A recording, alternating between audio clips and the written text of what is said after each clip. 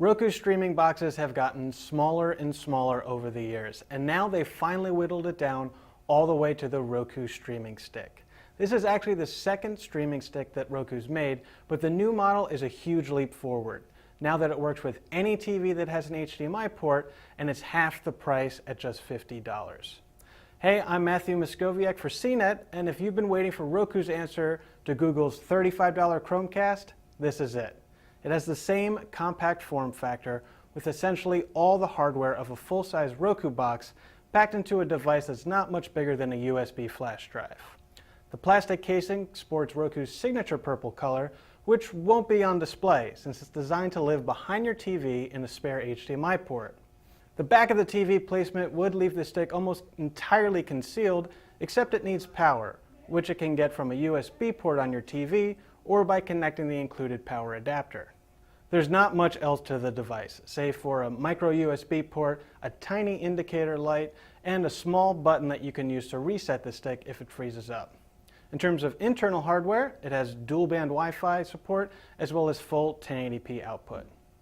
Now, while the Chromecast relies on your smartphone or tablet for all its navigation, the streaming stick includes an actual remote.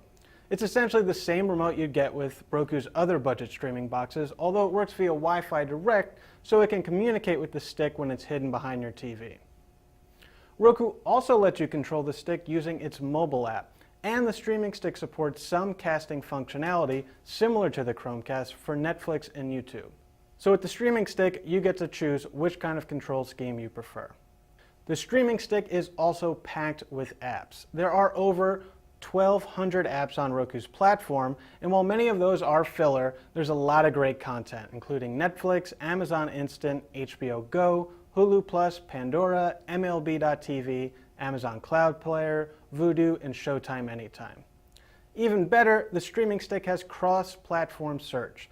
So you can search for a movie or TV show, and it will show you all the services that offer that content and how much it costs.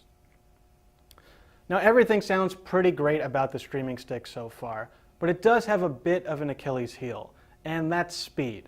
While it's fast enough when you're navigating menus, some apps like Netflix and YouTube take forever to load, over 30 seconds of just looking at the loading screen. Every other Roku box I've seen loads Netflix in 12 seconds or less, so it really feels like a step backwards when you're using the streaming stick. Now, once you load up the app, the speed is fine, and it's worth pointing out that the sluggishness doesn't affect every app on the streaming stick. But Netflix and YouTube are two of the most important apps, so the speed issues are more than just a nuisance. So that's the major drawback with the Roku streaming stick. Its huge library of apps, the included remote, and cross-platform search all make the streaming stick worth the $15 over the Chromecast, and it's still an impressive streamer at just $50. But the speed issues on Netflix and YouTube mean the $100 Roku 3 is still our favorite streaming device, even at twice the price. I'm Matthew Moscoviak from CNET, and this is the Roku streaming stick.